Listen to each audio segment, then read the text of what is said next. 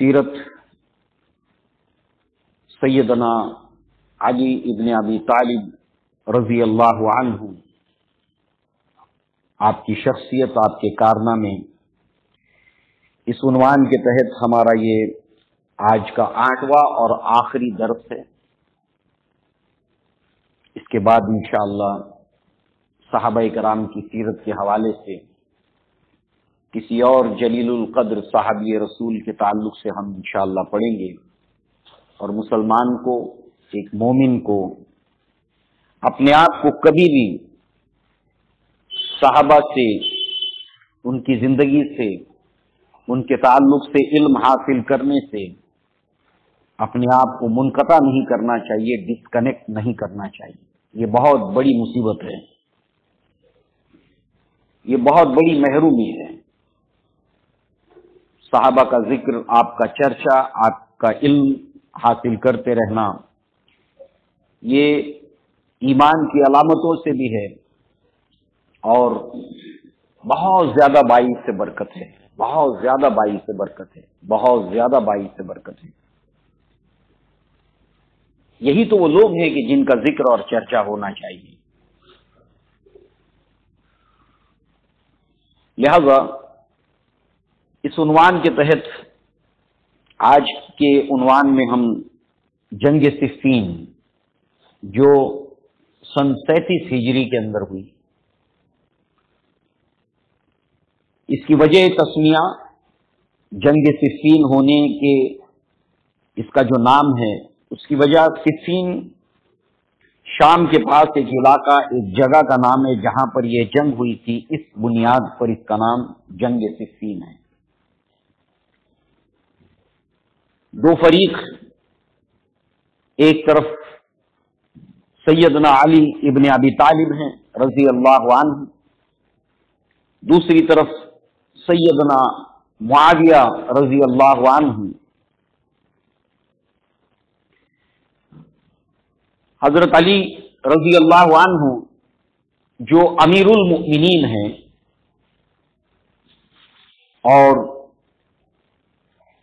معاویہ رضی اللہ عنہ جو شام کی طرف گورنر ہیں عثمان ابن عفان کے زمانے سے۔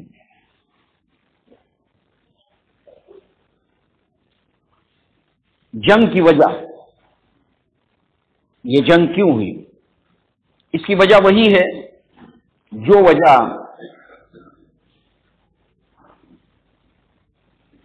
جنگ جمل کی ہے، یعنی عثمان ابن عفان رضی اللہ عنہ کی شہادت یا آپ کے قتل کی قصاص کو لے کر گزشتہ مرتبہ ہم نے اس کے کئی اسباب دیکھے تھے کہ عثمان ابن عفان سے بڑی محبت تھی، لوگوں کو بہت زیادہ محبت تھی، اور ایسی شخصیت کے ساتھ اگر ظالمانہ طور پر ان کے ساتھ جو رویہ اختیار کیا گیا، تو اگر ہم سوچیں نفسیاتی طور پر تو اس کا ری ایکشن بہت زوردار ہوتا ہے، جس سے انسان شدید محبت کرتا ہے۔ اسلام کے بعد بھی اور اسلام کے پہلے بھی عثمان ابن عفان سے لوگ بڑی محبت کرتے تھے، کیونکہ ان کی شخصیت میں بڑی جاذبیت تھی، بڑی کشش تھی، لوگوں پر بہت احسان کرنے والے، نرم دل۔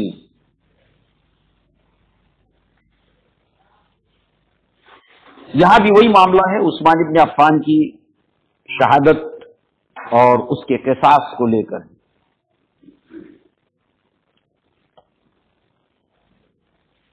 اب جو دو فریق ہیں ان میں معاویہ رضی اللہ عنہ، انہوں نے حضرت علی بن ابی طالب کی بیعت نہیں کی۔ جہاں تک تعلق ہے بیعت نہ کرنے کے ایک فہرست، تو ہمیں پتا ہے کہ ابتدائی دور سے ابو بکر صدیق رضی اللہ عنہ کے زمانے سے لے کر عمر بن الخطاب کے زمانے سے لے کر عثمان بن عفان کے زمانے سے لے کر علی بن ابی طالب کے زمانے سے لے کر ایک سلسلے وار ہے معاملہ کہ کسی کا بیعت نہ کرنا اور اس کا سبب اور بعد میں بیعت کر لینا، یہ ایک اتہاس ہے۔ تو بہرحال یہ سارے مثالیں ہمارے سامنے ہونی چاہیے تاکہ ہمارے مزاج میں صحابہ کو لے کر ایک اعتدال پیدا ہو، ایک بیلنس ویو پیدا ہو۔ بیعت نہیں کی حضرت علی رضی اللہ عنہ کی۔ اب ظاہر سی بات ہے کہ اس کی وجہ عثمان ابن عفان رضی اللہ عنہ کا قصاص نہیں لیا گیا، اور جنگ صفین 37 ہجری میں ہوئی ہے، اور 35 ہجری کے اندر عثمان بن عفان کی شہادت ہوئی تھی 18 ذی الحجہ 35 میں۔ اس اعتبار سے 2 سال ہو چکے تھے، قصاص نہیں لیا گیا تھا، اور مطالبہ تھا۔ اسی مطالبے کے تحت جنگ جمل بھی ہوئی تھی، عائشہ صدیقہ رضی اللہ عنہا، طلحہ رضی اللہ عنہ، زبیر رضی اللہ عنہ، مطالبہ یہی تھا قصاص کا، جو مطالبہ معاویہ رضی اللہ عنہ کا تھا۔ حضرت علی رضی اللہ عنہ شام کی گورنری سے معاویہ رضی اللہ عنہ کو ہٹانا چاہتے تھے۔ یہ بھی کوئی ایسا معاملہ نہیں ہے کہ پہلی بار حضرت علی رضی اللہ عنہ ایسی شخصیت ہے جو کسی گورنر کو وہاں سے ان کو معزول کر دینا چاہتے ہیں۔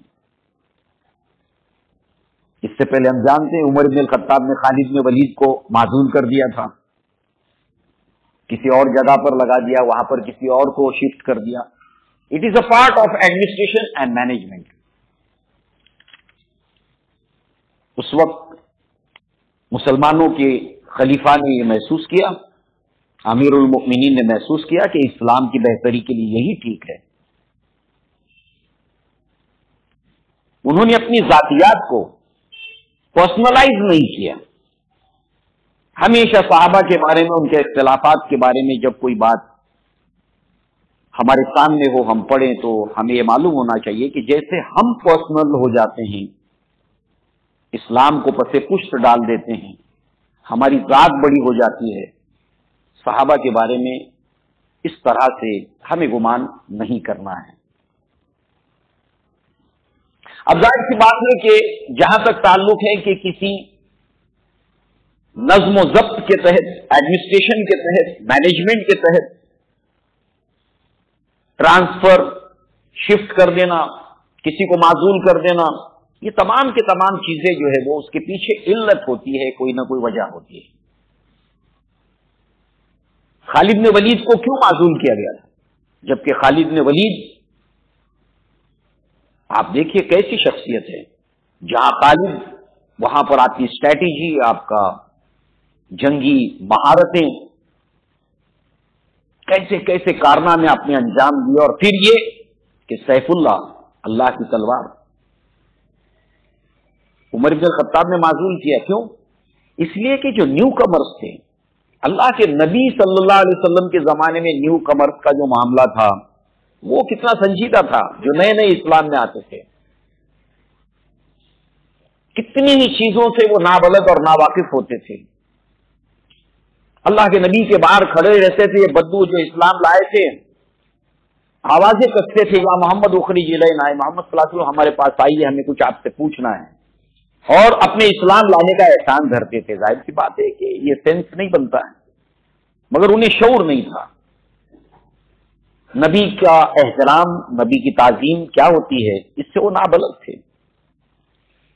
اسلام لانے کو وہ اللہ کا احسان اپنے اوپر سمجھنے کی بجائے وہ اللہ کے نبی پر احسان دھرتے تھے کہ ہم اسلام لائیں، اسلام لا کر ہم نے بہت بڑا کارنامہ انجام دیا ہے۔ ظاہر سی بات ہے کوئی مسلمان دیکھے اس کا مسلمان ہونا، مسلمان گھر میں پیدا ہونا، اللہ کا کتنا بڑا احسان اس کے اوپر ہے، کتنا بڑا احسان ہے، اس کے بغیر کسی چوائس کے اللہ تعالیٰ نے اس کو مسلمان گھر میں پیدا کر کے کتنا بڑا احسان کیا۔ زندگی تو کٹ جائے گی، غریبی میں، امیری میں، مفلسی کے اندر، تنگی کے اندر، مصیبتوں میں، دشمنوں کے گھیراؤ کے اندر، چاہے جس طرح گزر جائے گی، مگر مسلمان کی حیثیت سے گزر جائے، یہ اللہ کا سب سے بڑا احسان ہے۔ اس کو اگر ہم غور کریں تو ہم اللہ کے اس احسان کو کس طرح سے، کسی طرح سے ادا نہیں کر سکتے۔ تصور نہیں کر سکتے۔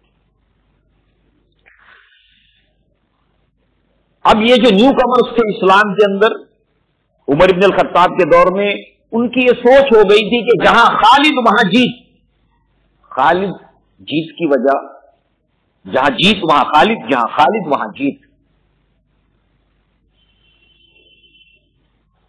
ظاہر سی بات ہے کہ فتح اور نصرت صرف اللہ کی طرف سے۔ تو وقتی طور پر کہ یہ سوچ، یہ فکر لوگوں سے ختم ہو جائے، ان کو معذور کر دیا۔ کیا اس کے بعد فتوحات نہیں ہوئی؟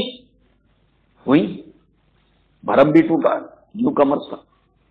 تو ظاہر سی بات ہے کہ اسلام کا مفاد اور اسلام کا نقصان ایک امیر المؤمنین کے پیش نظر ہوتا ہے۔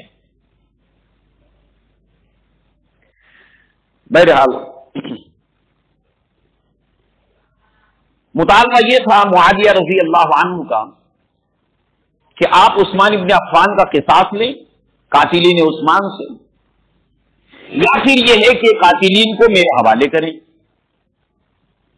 شام کی طرف آپ گورنر تھے، یہ مطالبہ تھا۔ علی بن ابی طالب رضی اللہ عنہ، انہوں نے معاویہ رضی اللہ عنہ سے بیعت کرنے کے لیے کہا، اور دوسری طرف آپ کی معزولی کے تعلق سے جو پروانہ جس کو معاویہ رضی اللہ عنہ نے تسلیم نہیں کیا۔ جہاں تک تعلق ہے اس جنگ کا، جنگ صفین ہو، جنگ جمل ہو، حالانکہ آپ دیکھیں جنگ کربلا تو اس کے بعد ہوئی ہے 61 ہجری میں، اور یہ 37 میں ہو رہی ہے، اور اس سے پہلے جنگ جمل ہے، قریب 30 سال پہلے ہو رہی ہے، اور اس کے 30 سال کے بعد، اور اللہ کے نبی صلی اللہ علیہ وسلم جنگ جمل کے بارے میں بھی پیشن گوئی کر چکے ہیں، اور جنگ صفین کے بارے میں ایک پرٹیکولر واقعے کو لے کر۔ تو معلوم ہوا جس چیز کو صادق المصدوق محمد رسول اللہ صلی اللہ علیہ وسلم بطور پیشن گوئی کے فرما دیں، آپ اپنی طرف سے کچھ نہیں کہتے سوائے اس کے کہ جو اللہ تعالیٰ نے آپ کی طرف وحی کی، وہی چاہے تلاوت کی صورت میں کی جانے والی قرآن مجید کے آیات ہوں یا احادیث ہوں، تو وہ بات چل سکتی ہے، لاکھ چاہے چل سکتی ہے، نہیں چل سکتی، اس کو ہونا ہے۔ لہذا وہ روایت جو بخاری کے اندر ہے اور علاوہ اس کے دیگر کتب احادیث کے اندر ہے کہ مسجد کی تعمیر ہو رہی تھی، توسیع ہو رہی تھی، اس کے اندر صحابہ کرام بنفس نفیس خود بھی کام کر رہے تھے، اور عمار رضی اللہ عنہ بھی اس کے اندر لگے ہوئے تھے۔ لوگ ایک ایک اینٹ اٹھاتے تھے، ایک ایک پتھر اٹھاتے تھے۔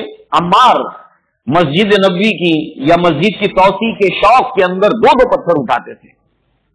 مٹی سے جسم ہٹا ہوا ہے، اور اس وقت اللہ کے نبی صلی اللہ علیہ وسلم اپنے ہاتھوں سے عمار رضی اللہ عنہ کی مٹی کو جھاڑتے ہیں اور کہتے ہیں، پیشن گوئی کرتے ہیں، بھائی ہاں عمار تقتلوہ الفئۃ الباغیہ، کہ تمہیں ایک باغی گروہ قتل کرے گا۔ ظاہر سی بات ہے اس روایت کو لے کر حافظ ابن حجر ہوں رحمہ اللہ، جنہوں نے بخاری کی شرح کی ہر حدیث کی، دیگر شارحین حدیث ہو جو اس کی شرح کی ہیں، اور ظاہر سی بات ہے کہ ایک گروہ وہ جنہوں نے اس کو ایکسپلائٹ بھی کیا، اسی کو بنیاد بنا کر ظاہر سی بات ہے کسی ایک گروہ کو درست ٹھہرانے کے لیے یا صحابہ کرام کو لے کر ان کے اوپر حرف زنی کرنا، انگلی اٹھانا، یہ تمام چیزوں کے لیے ظاہر سی بات ہے کہ انہی کو بنیاد بنا۔ مگر سوال یہ ہے کہ اس روایت کو لے کر بڑے بڑے کبار اسلاف نے اس کے تعلق سے جو شرح کی ہے کیا ہماری نگاہ میں وہ بھی ہیں؟ علامہ ابن تیمیہ ہو، حافظ ابن حجر ہو، علامہ ابن قیم ہو، کیا کہتے ہیں جو راسخین فی العلم ہیں، علم کے اندر بہت ڈیپتھ ہیں. لہذا اللہ کے نبی صلی اللہ علیہ وسلم نے جب یہ پیشن گوئی کی تو اس وقت عمار رضی اللہ عنہ کہتے ہیں اعوذ باللہ من الفتن، اے اللہ میں تیرے پناہ میں آتا ہوں فتنوں سے.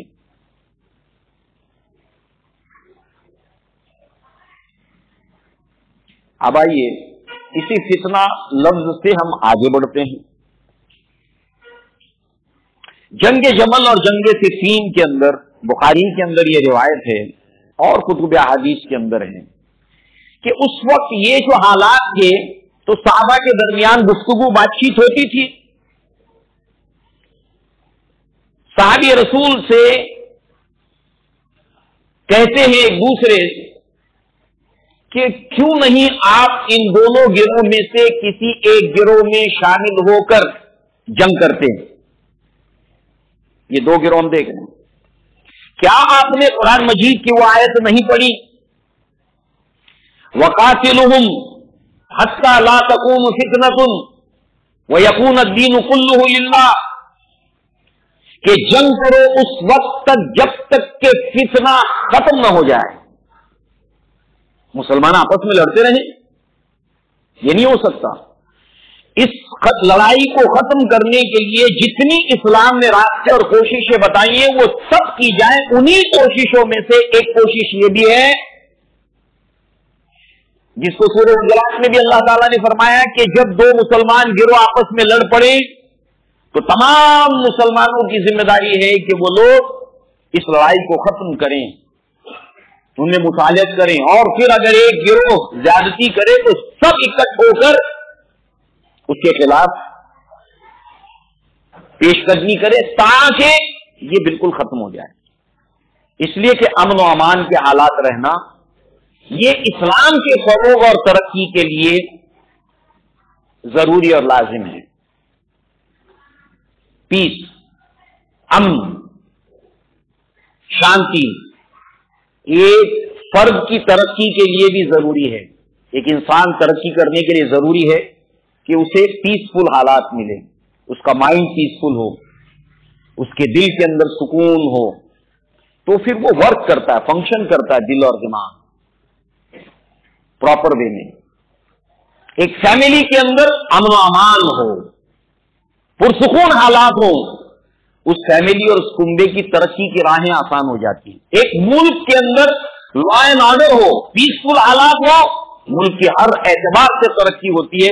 ایسے امت مسلمہ کی ترقی کا انحصار بھی امن و امان کے اوپر ہے. اصول ہے. تو اس لیے اسلام پھر دوبارہ اس کی توسیع ہوتی چلی جائے جیسے عثمان ابن عفان کے دور میں ہو رہی تھی. بر اعظم یورپ تک اسلام پہنچ گیا. مغرب کی وادیوں میں گونجی ازاں ہماری تھمتا نہ تھا کسی سے سیل روا ہمارا. یعنی ایک مسلمان سمجھ لے کہ اس کی ذات میں، اس کے گھر میں، اس کی قوم کے اندر عالم اسلام میں امن و آشتی کا رہنا اسلام کی ترقی کے لیے، مسلمانوں کی ترقی کے لیے کتنا ضروری ہے. Importance of peace. اسی لیے مکہ دار الامن تھا، مدینہ دار الامن تھا، کیونکہ فروغ، ترقی، توسیع اس کی جڑ، اس کا فاؤنٹین یہیں سے نکلے گا. تو یہاں پر سب سے پہلے پیسفل ہونا ضروری ہے، امن و امان ہونا ضروری ہے. تو بات سمجھ میں آ رہی ہے. پیس لانے کے لیے، امن و امان لانے کے لیے اس کی ضرورت کیوں ہے، اور اس کو لانے کے لیے کون کون سے طریقے ہیں جو اسلام ہمیں دیتا ہے. ہم عمل کیسے کریں گے؟ آج کے دور کے اندر مسلمان آپس میں لڑ رہے ہوں تو طریقے ہم قرآن مجید سے پڑھیں گے، اللہ کی آیتوں کی صورت کے اندر، نبی کے احادیث کی صورت میں، اور پریکٹیکل اس کا کوئی ڈیمو ہے ہمارے پاس کہ جہاں سے ہم دیکھیں کہ ہاں ان کے سامنے ایسے حالات آئے تھے تو انہوں نے اس کو کس طریقے سے ڈیل کیا. بہرحال اس وقت جب انہوں نے کہا کہ کیا آپ نے قرآن کی آیت نہیں پڑھی؟ وقاتلہم حتی لا تکون فتنۃ ویکون الدین کلہ للہ. صحابی رسول جواب دیتے ہیں برخوردار، اللہ کے نبی کے زمانے میں ہم اس آیت کا مطلب یہ نہیں سمجھتے تھے جس کو بنیاد بنا کر آپ ہمیں اس جنگ میں شریک ہونے کی دعوت دے رہے ہو، جنگ صفین چاہے جنگ جمل ہو، بلکہ اس آیت کا معنی مطلب ہم یہ سمجھتے تھے مشرکوں کے درمیان رہنے کو ہم کتنا سمجھتے تھے. اس لیے کہ انسان جو جتنا زیادہ مشرکوں کے درمیان رہتا ہے، کفار کے درمیان رہتا ہے، اس کے آزمائش میں پڑنے کے امکانات بڑھ جاتے ہیں. غور کریں، سوچیں کس طرح، آؤ تدبر کریں، اتنا زیادہ آزمائش میں پڑ جاتے ہیں. ہاں یہ کہ اسلام کو خیر بات کہہ دیا ہو تو الگ بات. کتنی پیاری بات بتائی صحابی رسول، کتنی اچھی بات بتائی صحابی رسول، کتنی حکیمانہ بات بتائی. اور فتنے بہت سے، اس فتنے سے بچنا ہو ٹھیک ہے، اپنے مومن مسلمان کلمہ گو لوگوں کے درمیان رہ رہا ہے تو کم آزمائش میں.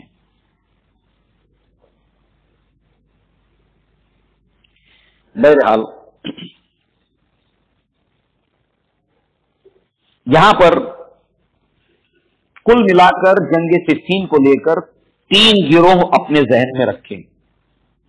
ایک تو یہی ہو گیا کہ اس فتنے کو ختم کرنے کے لیے ایک گروہ ہے کہ یہ فتنہ ختم کر دیا جائے، جو مسلمانوں کے آپس میں لڑنے کا آزمائش کا معاملہ ہے اس کو ختم کر دیا جائے، یہ سٹینڈ ہے. اسی بنیاد کو لے کر معاویہ بن ابو سفیان رضی اللہ عنہما کے ساتھ ہیں لوگ، اور یہاں پر صحابہ کرام یہاں بھی ہیں. دوسری طرف ابھی آپ نے حدیث سنی کہ ہم اللہ کے نبی کے زمانے میں یہ نہیں سمجھتے تھے، تو نہ حضرت علی کے گروہ میں شامل ہوئے، نہ ہی معاویہ رضی اللہ عنہ کے گروہ میں شامل ہوئے، بلکہ اپنے آپ کو الوف کیا، علیحدہ رکھا. یہ ایک گروپ تھا صحابہ کا. معاویہ رضی اللہ عنہ کے گروہ میں جو صحابہ کرام تھے معروف عمرو بن العاص رضی اللہ عنہ وہی ہیں جن کی دانش مندی، عقل مندی، ان کی بشارتیں اللہ کے نبی سے پائے ہوئے صحابی رسول ہیں. مغیرہ ابن شیبہ ہیں رضی اللہ عنہ، صحابہ کرام جو صلح حدیبیہ کے اندر تھے، بیعت رضوان میں جو لوگ شامل ہیں ان کو اللہ نے بشارتیں دی ہیں. مغیرہ ابن شیبہ بیعت رضوان میں شامل ہیں.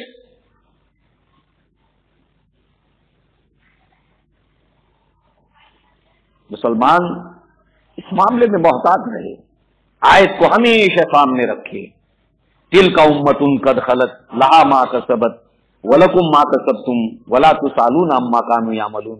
وہ ایک امت تھی جو گزر چکی، جو انہوں نے کمایا ان کے لیے ہے، جو اعمال انہوں نے کیے وہ ان کے لیے ہے، ان کی کمائی جو تم کماؤ گے وہ تمہارے لیے. انہوں نے کیا کیا تھا اس کا سوال تم سے نہیں پوچھا جائے گا.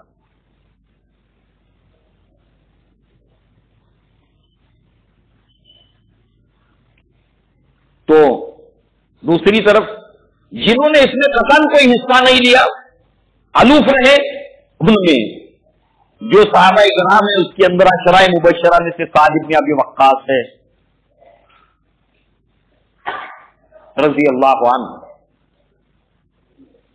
اور صحابہ کی فہرست.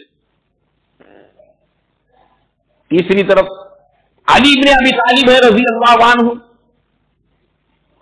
علی رضی اللہ عنہ کے اسٹینڈ کو درست سمجھتے ہیں، جنہوں نے عائشہ صدیقہ کے اسٹینڈ کو درست سمجھا کہ قتال کے ساتھ ہونا چاہیے عثمان ابن عفان کا، زبیر ہو، طلحہ ہو، عائشہ صدیقہ ہو. یہاں پر علی بن ابی طالب کے ساتھ ہیں صحابہ کرام. معروف صحابی ابو موسیٰ اشعری رضی اللہ عنہ علی بن ابی طالب کے ساتھ ہیں، اور صحابہ کی فہرست ہیں. اسٹینڈ یہ ہے کہ علی بن ابی طالب کو امیر المؤمنین کی پوزیشن کو مستحکم کرنا، قوت انہیں ملے، وگرنہ اس وقت اگر اس کا نفاذ کیا گیا قصاص کا، بڑی تعداد ہے بلوائیوں کی، مزید اور فتنے کے اندر اضافہ ہونے کے امکانات ہیں. تو جب تک کہ پوری طریقے سے اپنے ہاتھ میں نینترن نہ ہو کہ ایکشن لینے کے بعد میں کسی طرح کا کوئی فتنہ فساد ہوگا نہیں، اس بات کو لے کے علی بن ابی طالب کا اسٹینڈ تھا. جنگ جمل میں ہم دیکھ چکے ہیں کہ قصاص لیا جائے گا، مگر this is not time, perfect time. خلفشار ہوگا، سول وار ہوگا. بلوائی دشمنان اسلام ایسی گھاٹ میں بیٹھے ہوئے کہ کہاں انہیں موقع ملے وہاں پر وہ زیادہ سے زیادہ ڈیمیج کر سکے اسلام کا. بتائیے بلا، یہ تینوں اجتہادات ہیں صحابہ کرام کی. قرآن احادیث کی روشنی میں انہوں نے کہا کہ یہ اسٹینڈ ٹھیک ہے، نہ ادھر نہ ادھر، بلکہ اپنے آپ کو الوف رکھنا، یہ اسٹینڈ ہے. اللہ کے نبی صلی اللہ علیہ وسلم نے فرمایا کہ فتنوں کے دور کے اندر دوڑنے والے سے چلنے والا بہتر ہے، چلنے والے سے ٹھہرا ہوا بہتر ہے، ٹھہرے ہوئے سے بیٹھا ہوا بہتر ہے. جتنا ڈس ایکٹیو اپنے آپ کو کرے گا اتنا زیادہ بہتر ہے. اجتہاد ہے. اور علی بن ابی طالب کے ساتھ ابھی موقف بتایا گیا، ان کا وہ اسٹینڈ ہے. اب ظاہر چاہتے مخلص تھے، اور مخلص انسان پھر جس چیز پر اسٹینڈ لیتا ہے تو پھر شدید بھی ہوتا ہے، فرم بھی ہو جاتا ہے. ریلیجیس لوگوں میں کیوں زیادہ شدت ہوتی ہے؟ مخلصانہ وہ جس چیز کو صحیح سمجھتے ہیں اس کے لیے کچھ بھی کرنے کو تیار ہوتے ہیں. یہ ہیومن سائیکولوجی ہے جس کو پیش نظر رکھنا ضروری ہے. اور ہمارے لیے تو دین اسلام کتنی بڑی چیز ہے، اللہ کی توحید کتنی بڑی چیز ہے، اللہ کے رسول کتنے بڑے ہیں ہمارے لیے. آپ کی محبت، آپ کی تعظیم ہر مسلمان کے لیے کتنی بڑی ہے. آپ سوچ سکتے ہیں کہ ایک مسلمان اللہ کے نبی صلی اللہ علیہ وسلم کے معاملے کو لے کر کتنا سینسیٹیو ہوتا ہے. پڑھا لکھا ہو، ان پڑھ ہو، گواہ ہو، کتنا سینسیٹیو ہوتا ہے. اب جب ہم آج کے دور میں اس کا کچھ اندازہ کر سکتے ہیں تو پہلے دور کے مسلمان تھے. اختلاف ہوتا ہے مخلصین میں، اور شدید اختلاف ہوتا ہے. اللہ رب العزت نے اسی لیے ایک آخرت کے اندر زون بنایا ہے. پل صراط کے اوپر سے گزر جانے کے بعد جنت میں داخل ہونے سے پہلے اللہ تعالیٰ مومن جو دنیا میں ایک دوسرے کے ساتھ میں کوئی ناراضگی تھی، کوئی رنجش تھی، اللہ وہ تمام رنجشیں ان جنتیوں کے دلوں سے نکال دے گا. اس سے پہلے جنت میں وہ داخل نہیں ہوں گے. کیوں نہیں سمجھتے ہم لوگ؟ تمام باتوں کو سامنے رکھ کر تجزیہ، اینالائز،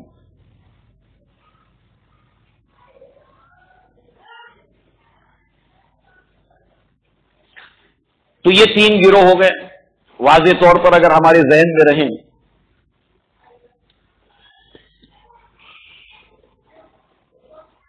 معاویہ رضی اللہ عنہ کے گروہ میں جو لوگ تھے، جو پوائنٹس تھے اس دور کے اندر جو گردش کر رہے تھے کہ علی بن ابی طالب کے ساتھ نہیں لے رہے ہیں رضی اللہ عنہ. پھر جنگ جمل ان کے سامنے ایک دلیل تھی. عائشہ صدیقہ رضی اللہ عنہ جو اللہ کے نبی کی زوجہ ہیں، وہ علی بن ابی طالب کے بالمقابل تھی، وہ دلیل تھی. دوسرے، آپ نے مدینہ منورہ کو چھوڑ کر کوفہ کو دارالخلفاء بنایا.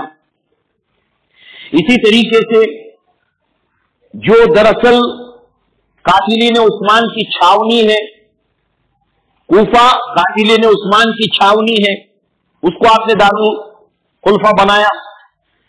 اسی طریقے سے قاتلین عثمان علی بن ابی طالب کے گروہ میں شامل تھے. اسی کے ساتھ ساتھ جو ہے وہ یہ بھی دشمنان اسلام نے جو شڑینتر رچنے والے ہیں، جو ہر دور میں تھے، نبی کے زمانے سے لے کر یہ سلسلہ جاری تھا،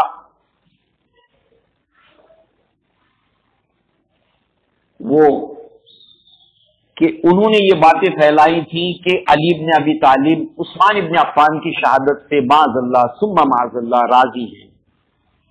کیونکہ آپ جانتے آج بھی جو ہے 18 ذی الحجہ کو عید منائی جاتی ہے. کون لوگ مناتے ہیں جانتے ہیں؟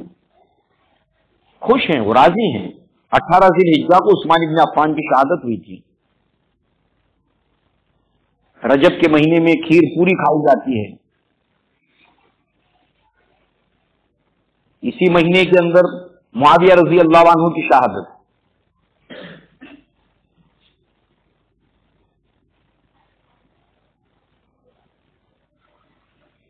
تو ظاہر سی بات ہے کہ یہ باتیں انہوں نے گردش کرائی تھی جبکہ ہم دیکھ چکے ہیں عثمان ابن عفان کی شہادت کے وقت علی ابن ابی طالب کا اسٹینڈ یہ تھا کہ کتنا سختی سے آپ پیش آئے تھے حضرت حسن اور حضرت حسین کے ساتھ میں.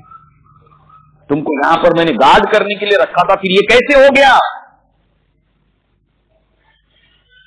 مگر افواہیں تو ازواج مطہرات کے بارے میں پھیلائی گئی نبی کے زمانے میں، نبی کے بارے میں پھیلائی گئی، ابو بکر صدیق کے بارے میں پھیلائی گئی، عثمان ابن عفان کے بارے میں پھیلائی گئی، عمر ابن الخطاب کے بارے میں پھیلائی گئی. اس کو روکا کہاں ہے دشمنوں نے؟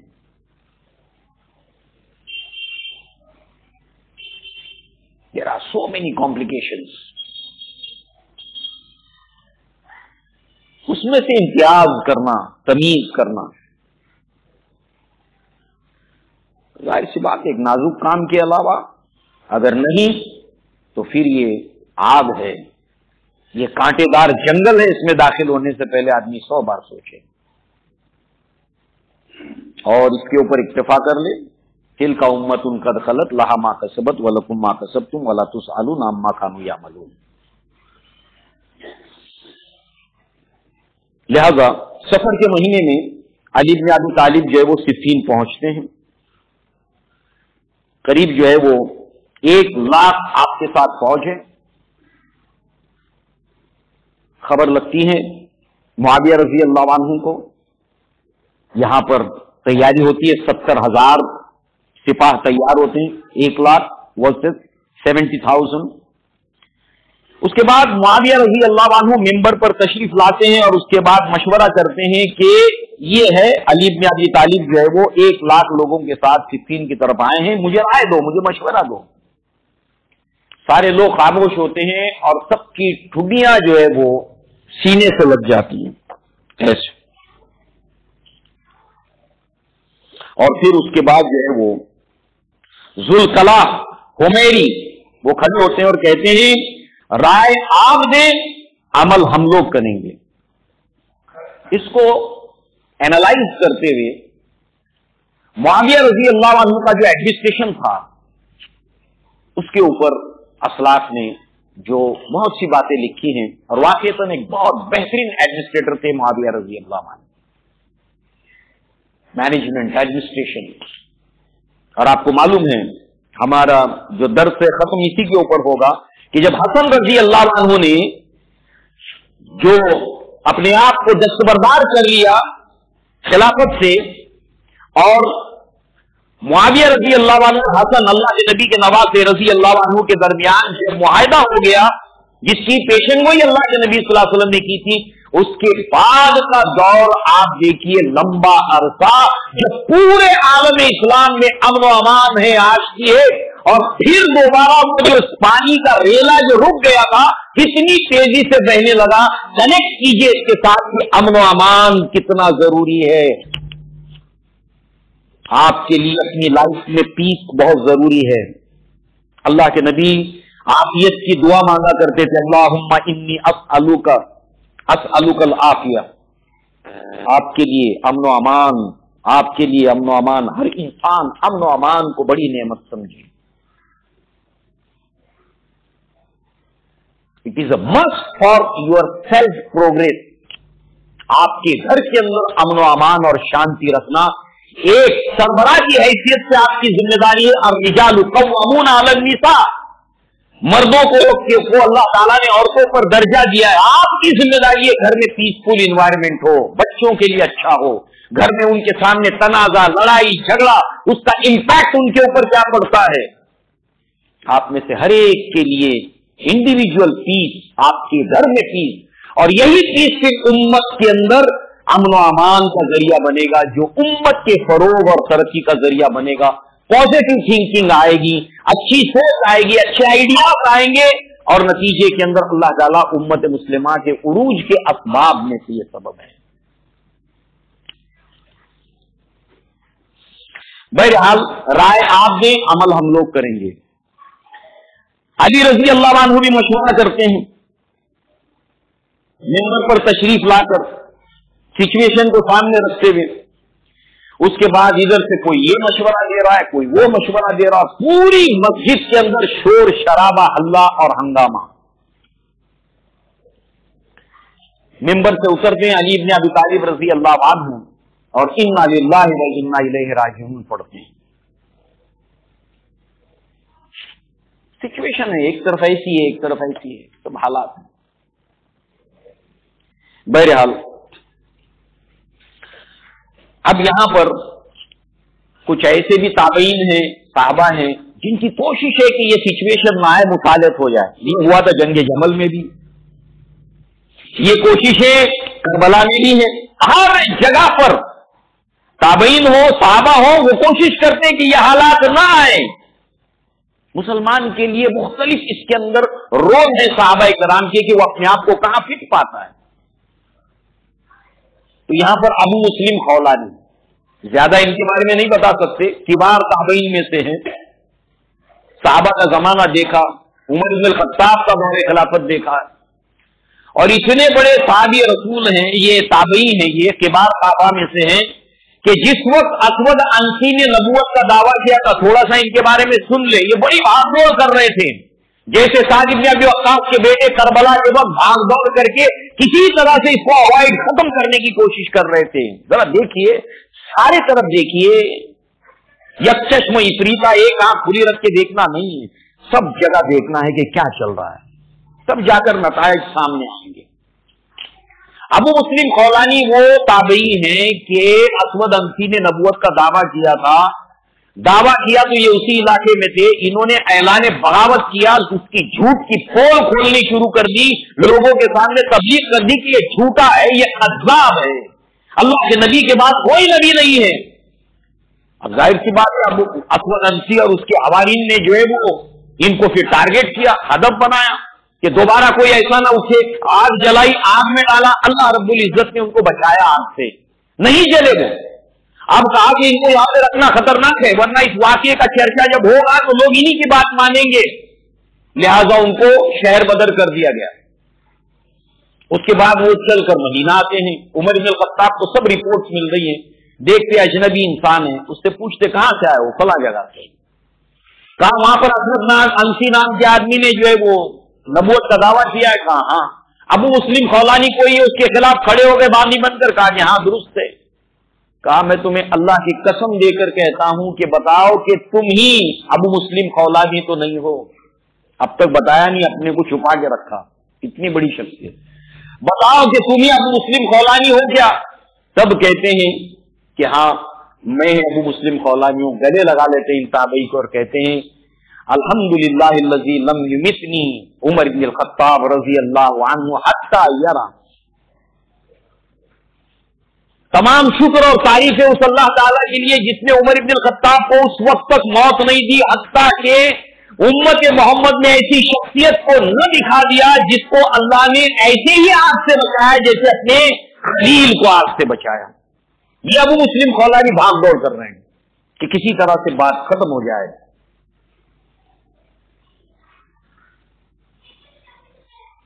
लिहाजा उस वक्त जो है मुस्लिम खौलानी जो है वो मुआविया रजी अल्लाह अन्हु के पास आते हैं और कहते हैं कि आप अली इब्न अबी तालिब से खिलाफत के मामले में क्यों लड़ते हैं, क्यों तनाज़ा करते हैं? क्या आप अली से बेहतर हैं? ताबई कह रहे हैं क्या आप अली से बेहतर हैं रजी अल्लाह अन्हु? मुआविया रजी अल्लाह अन्हु कहते हैं कि नहीं, मैं जानता हूं कि मैं अली इब्न अबी तालिब से बेहतर नहीं हूं, वो अफजल हैं और साबिकुल अव्वलून में से हैं, खिलाफत के हकदार वही हैं। असलाफ में अल्लामा इब्न तैमिया ने, हाफिज इब्न हजर ने कहा कि ये मसला खिलाफत का नहीं है, मुआविया रजी अल्लाह अन्हु और अली इब्न अबी तालिब के दरमियान। जब पूरी बात, हर चीज सामने वाज़े तौर पर होती है तो निखर कर यही बात सामने आती है, असल मसला कातिलीन उस्मान का है। मगर रंग इसको क्या दिया गया? लिहाजा जो है वो खिलाफत के हकदार वही हैं। मगर क्या तुम नहीं जानते अबू मुस्लिम कि उस्मान रजी अल्लाह अन्हु को जालिमाना तौर पर कत्ल किया गया, मैं उनका चचाजाद भाई हूं। अब जाहिर सी बात है, थोड़ा कुरान की तरफ आना पड़ेगा। सूरह बनी इसराइल में, जिसको सूरह असरा भी कहते हैं, अल्लाह ताला ने फरमाया कि जो मजलूमाना कत्ल कर दिया जाए उसके रिश्तेदारों को हमने सुल्तान दिया है, पावर दिया है। पावर क्या है? वक्त की पुलिस है, वक्त के जो सरबराह हैं, वक्त की जो ताकत है, वो कातिल को पकड़ेगी, साबित करेगी कि ये कातिल है, उसके खिलाफ सबूत वगैरह एविडेंसेस होंगे, मुकदमा अदालत में जाएगा, अदालत में जाने के बाद साबित हो जाएगा कि हाँ ये सब कातिल है या ये कातिल है। अब उनके रिश्तेदारों को बुलाया जाएगा, जो मकतूल है उसके रिश्तेदारों को बुलाया जाएगा और कहा जाएगा कि ये है तुम्हारा मुजरिम, अब तुम फैसला करो। फैसले 3 हैं। नंबर 1, एहसान करके छोड़ दो कि जाने दो, मरने वाला मर गया, मगर ये कि हम एहसान करके इसको माफ कर देते हैं।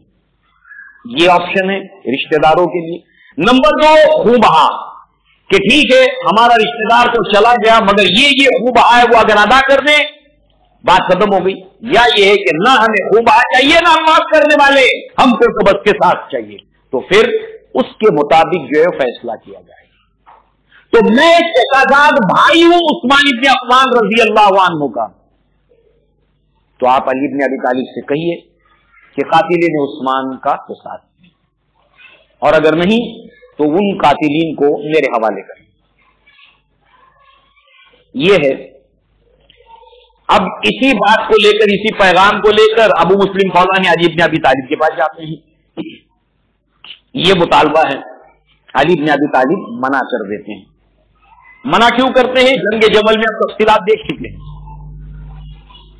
और जिस स्टैंड को अली इब्न अबी तालिब ने आज लिया था, उसी स्टैंड को, उसी बात को अमीर मुआविया रजी अल्लाह अन्हु ने अपने दौर में समझा कि हाँ यही चीज उस वक्त जो स्टैंड उन्होंने लिया था वही दुरुस्त था।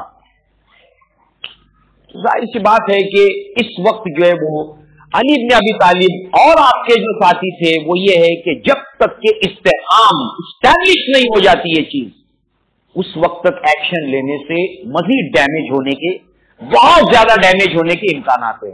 हालात तो बहुत अफरा तफरी के उस्मान इब्न अफ़्फ़ान की शहादत के वक्त हुए थे, कंट्रोल से बाहर, और ये चीज पूरे आलम इस्लाम में फैलती कि ये ऐन हज से हाजी लौट रहे थे अपने अपने मुल्कों की तरफ, ये पैगाम लेकर जब गए तो पूरी खाना जंगी यहां से निकलकर पूरे आलम में फैल जाए। बहरहाल जो है वो ये जंगे सिफीन हुई 3 दिन और 3 रातों तक। इसके अंदर शहादतें हुई और जाहिर सी बात है बहुत से लोग मारे गए इसके अंदर। आखिर के अंदर मुसालहत के ऊपर तहकीम इत्तेफाक हुआ और उसके अंदर जो मुआहिदा हुआ है उसकी पहली शर्त ये है, पहला ही उसका क्लॉज ये है, उसकी शर्त ये थी कि हाज़ा मा आहदा अलैहि अलल अलीयुन अमीरुल मुमिनीन मुआविया बिन अबू सुफियान। ये मुआहिदा है अमीरुल मुमिनीन अली इब्न अबी तालिब और मुआविया बिन अबू सुफियान के दरमियान। यहां पर मुआविया रजी अल्लाह अन्हु ने कहा कि अमीरुल मुमिनीन न लिखें, क्योंकि मैं अगर आपकी इसको तस्लीम करता तो ऐसी सूरत में आपकी बैत न करता, और यह है कि आपसे न जंग करता। हां अलबत्ता इतना है कि मेरा नाम, कातिब से कहा मुखातिब होकर कि मेरा नाम अली इब्न अबी तालिब के बाद लिखा जाए, क्योंकि आपका मर्तबा बड़ा है। ये सब सामने बातें हो रही, टकराव की वजूहात भी बता रहे, और दूसरी तरफ मकाम और मर्तबे में कह रहे कि उनका मर्तबा मुझसे बड़ा है, मेरा नाम उनसे पहले न लिखो, आप साबिकुन अव्वलून हैं, और जो भी इनके फजाइल हैं उसको बयान करते हैं। बहरहाल उसके बाद अली इब्न अबी तालिब अपने लश्कर के साथ वापस, मुआविया रजी अल्लाह अन्हु शाम की तरफ और कूफा की तरफ अली इब्न अबी तालिब रजी अल्लाह अन्हु। ये चीज जैसे कि अगले इसमें, इसके अगली तारीख के अंदर जो है मुआविया रजी अल्लाह अन्हु اور حسن رضی اللہ عنہ کے دور میں جب مصالحت کی حسن رضی اللہ عنہ نے، حسن رضی اللہ عنہ کو گریبان پکڑا تھا انہیں کوفیوں نے کہ آپ نے ہم کو رسوا کر دیا، شرٹ پھاڑ دیا، کیوں کیا آپ نے کمپرومائز کبھی بھی پسند نہیں آیا، جنگ جمل میں پسند نہیں آیا، لہذا دیکھا کہ یہ مصالحت ہو کیسے گئی، ان بلوائیوں نے، ان خوارج نے، ان کوفیوں نے، ان عبداللہ ابن سبا کے ایلیمنٹس نے رات میں ڈھانٹے باندھے اپنے چہرے کے اوپر اور ادھر سے حملہ کیا، غلط فہمی پیدا کی، اور پھر جو ہے وہ یہ جنگ کی آگ بھڑک اٹھی۔ یہ مصالحت پھر پسند نہیں ہے، یہ سیٹلمنٹ پھر پسند نہیں ہے۔ یہ نقطہ یاد رکھنا چاہیے کہ دشمنان اسلام کبھی بھی اس بات کو پسند نہیں کرتا، جہاں کہیں ایک تو ان کو ایک جگہ لانا مشکل ہے آج کے دور میں، اگر جلدی آ جائے قریب تو یاد رکھیے مسلمانوں کو بہت دیر تک متحد رکھنا آسان نہیں ہے، متحد کرنا مشکل ہے، اور متحد ہو جائے رکھنا مشکل ہے، اور کیوں نہیں رہتے اس کے ہمارے اپنے اسباب الگ ہیں، اور اس کے علاوہ دشمنان اسلام کبھی بھی اول دن سے لے کر قیامت تک اس بات کو پسند نہیں کریں گے کہ ایسا ہو جائے، کبھی نہیں پسند کریں گے۔ تو بہرحال جو ہے وہ اس کو لے کر پھر بہت سی باتیں ہوئی بھی، علی بن ابی طالب کو لے کر اور آپ کی مصالحت کو لے کر جو بھی ہوا ہے اس کی اپنی ایک تفصیلات ہیں۔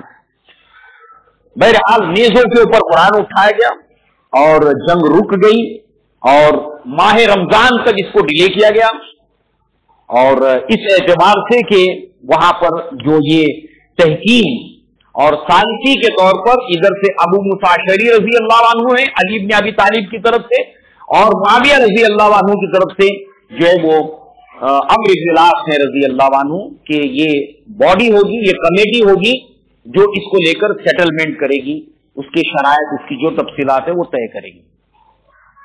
کیسے کیا جاتا ہے سیٹلمنٹ، کیسے کیا جاتا ہے، صحابہ نے بتایا ایسے طریقے اختیار کرو، پہلے ٹائم لو، ٹائم گین کرو، اس وقت جو حالات ہیں اس کو فوری طور پر ختم کرنے کے لیے کیا کرو، پہلے تو اس کو ختم کرو اور تھوڑا ڈیلے کرو۔ اللہ کے نبی کی سیرت میں بھی ہم کو یہ ملتا ہے، جب کبھی بھی ایسے جو مدینہ کا عبداللہ ابن ابی جو تھا، وہ جب کبھی بھی ایسی چیزیں غزوے کے دوران سفر میں بھڑکاتا تھا، اللہ کے نبی صلی اللہ علیہ وسلم صحابہ کو سفر کرنے کا حکم دیتے، چلتے رہو اور نان اسٹاپ۔ اتنا سفر کرتے تھے، اتنا سفر کرتے تھے کہ تھک جاتے تھے، اور جب اللہ کے نبی کہتے تھے آپ پڑاؤ ڈالو تو تھکان کے مارے سب سے پہلے سب سو جاتے تھے، یعنی تھکان میں کسی کو کتنا کرنے کا موقع ہی نہیں ملے۔ کب سیکھیں گے ہم اللہ کے نبی سے کیا ٹیکنیک استعمال کی جاتی ہے، کیا طریقہ استعمال کیا جاتا ہے؟ تو ٹائم لیا گیا، پہلے یہاں پر ختم کرو جی، آپ یہ رمضان تک کے ٹال دو، یہ باڈی ہے یہ طے کرے گی، نہ چلو چلو اپنے اپنے گھروں کو جاؤ۔ کیسے سیکھتے ہم؟ صحابہ کی زندگی میں کیا کچھ نہیں ہے ہمارے لیے سیکھنے کے لیے، مگر یہ ہے کہ جب مکھی ہے ایک وہ بھی ہے جو ہزاروں میل کا سفر طے کر کے ایک ہی چیز ڈھونڈتی ہے، وہ ہے شہد، اور ایک مکھی وہ ہے کہ اس کے قریب میں بھی اگر شہد ہو تو ایک ہی چیز تلاش کرتی ہے، وہ ہے گوبر۔ مکھیاں دونوں ہیں، پھول کھلے ہیں گلشن گلشن اپنا اپنا دامن۔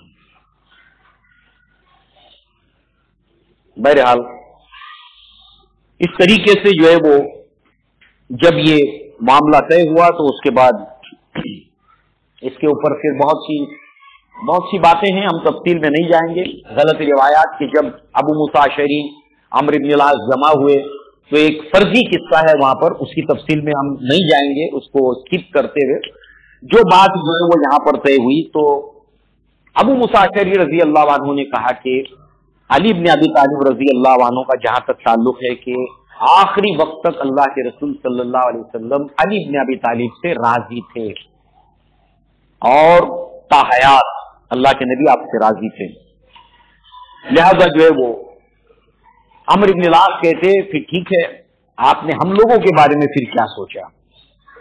انہوں نے کہا کہ آپ لوگوں کے اندر کوآپریشن کرنے کی، سہکاریہ کرنے کی، تعاون کرنے کی صلاحیت ہے، اور دیکھو طویل عرصے تک ایک تو یہ ہے کہ آپ تعاون کرو، اس کو مستحکم کیا جائے، اس کو اسٹیبلش کیا جائے،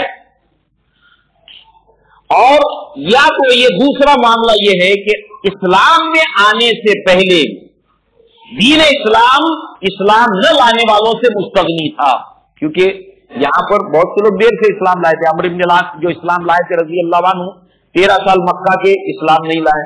اس کے بعد مدینہ کے اندر صلح حدیبیہ تک ایمان نہیں لائے. 13 جمع 6 ہو گئے 19, پھر 20, 21ویں سال میں عمرو بن العاص ایمان لائے. تو کیا کہہ رہے ابو موسیٰ اشعری کہ آپ لوگوں کے اسلام لانے سے پہلے بھی اسلام بے نیاز تھا. آپ لوگوں کے آپ تھے نہیں نا اسلام میں, اور اگر آپ تعاون نہیں کرتے ہو تو بھی اسلام بے نیاز ہے. ہاں دوسرا یہ کہ آپ کے اندر تعاون کی صلاحیت ہے. کتنی پیاری اور کتنی سٹیک اور کتنی حکیمانہ باتیں وہ لوگ کرتے تھے, دمدار باتیں, فالتو باتیں نہیں. اور ہم لوگ آپس میں تنازعات ہوتے ہیں, اس کو اینالائز جب کیا جائے تو فالتو باتیں بہت زیادہ ہوتی, کام کی بات ایک بھی نہیں ہوتی. کتنی دمدار چھوٹی چھوٹی باتیں وہ لوگ کرتے تھے. تو بہرحال جو ہے وہ اس طریقے سے بات یہاں پر یہ ہوئی کہ ابو موسیٰ اشعری علی بن ابی طالب کے پاس چلے گئے, امیر معاویہ کے پاس عمرو بن العاص رضی اللہ عنہ چلے گئے. تو ظاہر سی بات ہے کہ یہاں پر پھر جنگ نہروان ہوتی ہے. اب تو معاملات جب اس کے سیٹلمنٹ کے بعد میں وقت بھی گزر گیا, یہاں پر کوئی ایسی خاطر خواہ نتیجے والی بات نہیں نکلی, دونوں چلے گئے. مگر یہ کہ نارمل ہیں حالات, اور پھر اس کے بعد جنگ نہروان ہوتی ہے. یہ اس لیے ہوئی ہے, یہ اس لیے ہوئی ہے کہ یہ مصالحت ہوئی کیوں؟ اس لیے یہاں پر علی بن ابی طالب ہی کے گروہ میں سے ایک گروہ باغی ہو جاتا ہے جن کو خوارج کہا جاتا ہے. ہم خوارج کا لفظ بہت سنتے ہیں. یہ علی بن ابی طالب سے بغاوت کرتے ہیں. مقصد یہی ہے کہ یہ تحکیم ہم اس کو نہیں مانتے, یہ جو مصالحت کا معاملہ ہوا ہے ہم اس کو نہیں تسلیم کرتے.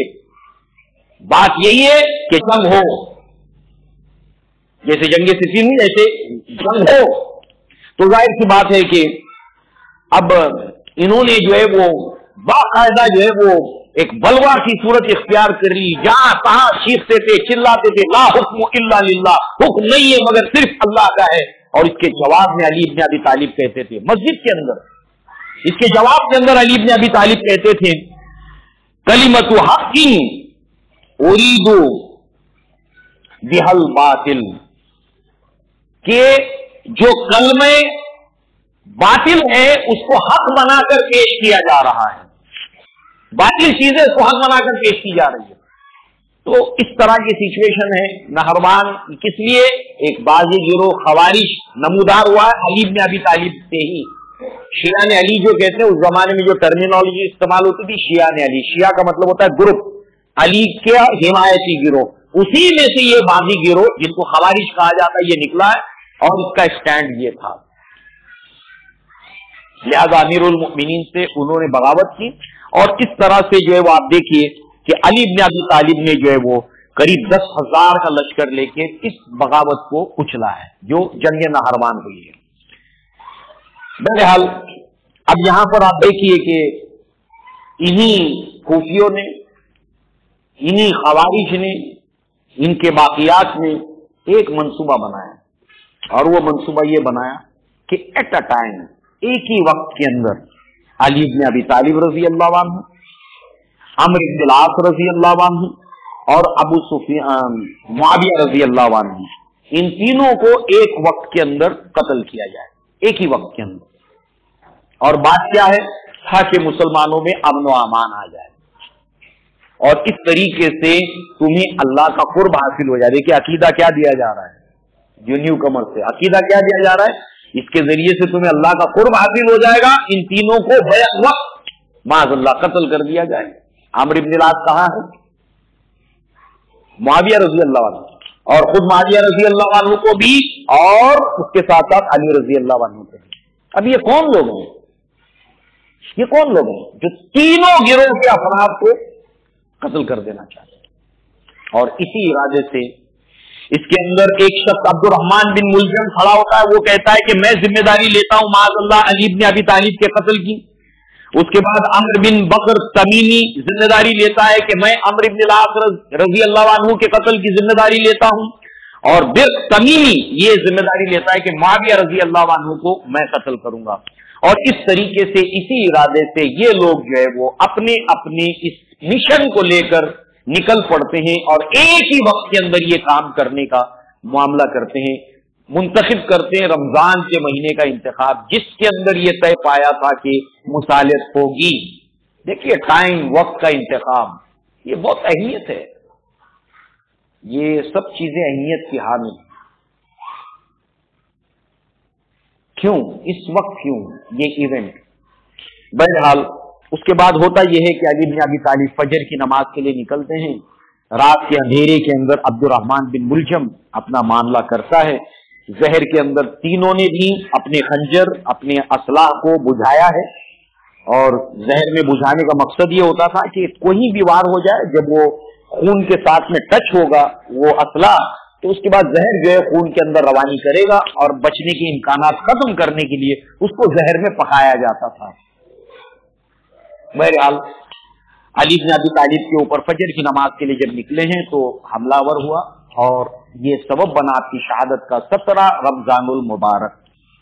علی بن ابی طالب، سیدنا علی بن ابی طالب رضی اللہ عنہ، ان کی شہادت ہوئی ہے۔ اس کے بعد آپ کی وصیت اپنے بیٹوں کے لیے وہ پڑھنے کے لائق ہے کہ اس کنڈیشن کے اندر بھی وہ ہمیشہ اسلام کو پیش نظر رکھتے تھے۔